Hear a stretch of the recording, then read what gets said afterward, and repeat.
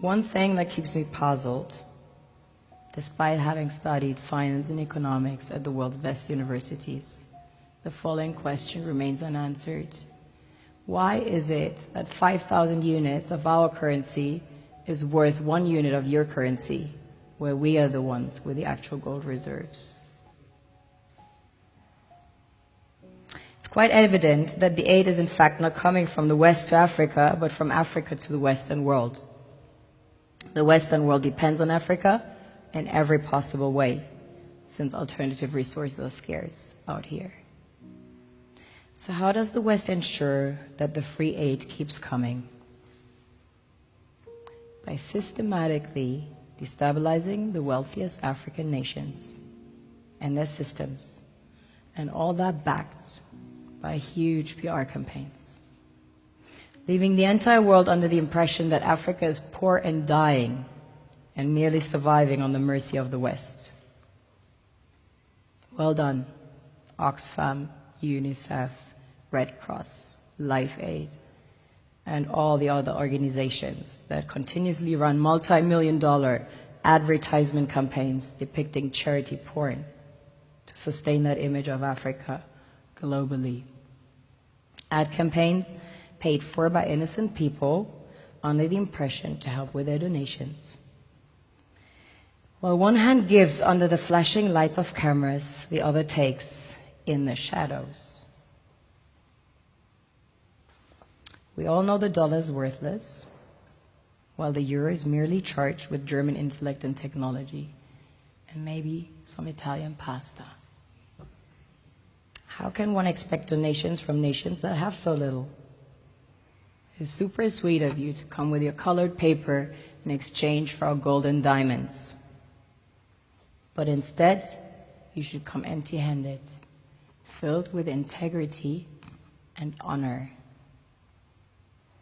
We want to share with you our wealth and invite you to share with us.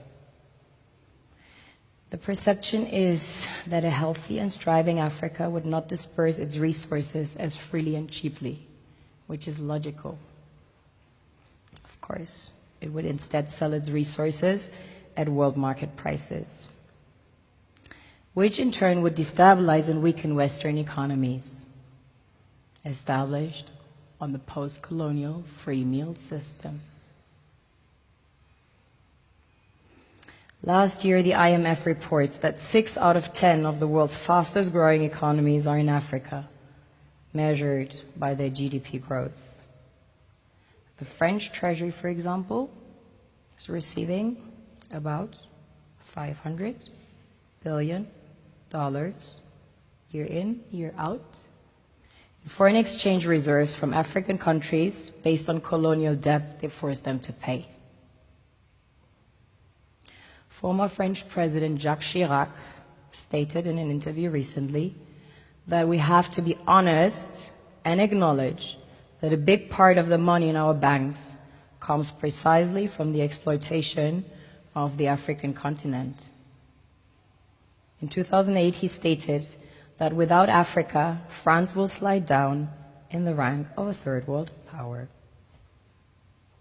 This is what happens in the human world, the world we have created. Have you ever wondered how things work in nature? One would assume that in evolution the fittest survives. However, in nature, any species that is overhunting, overexploiting the resources they depend on as nourishment, natural selection would sooner or later take the predator out